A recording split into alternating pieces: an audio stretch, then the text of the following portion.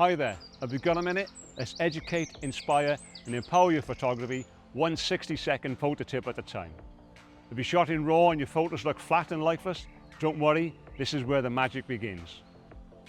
RAW files start flat because they haven't been processed. You're the processor now, and here's a simple 5-step workflow to bring them to life. White balance, adjust the temperature and tint until the colors look natural.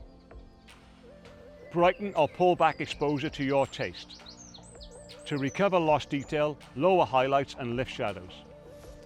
For whites and blacks, set contrast using the Option or Alt key to avoid clipping.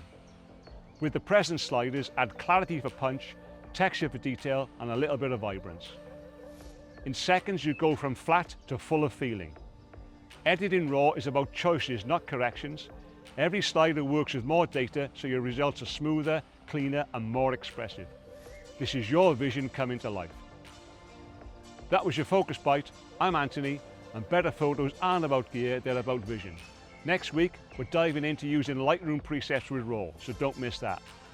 And if you want to master exposure while you're here, check out my full video, 3 exposure mistakes every beginner makes and how to fix them. That's linked below, and I'll see you there.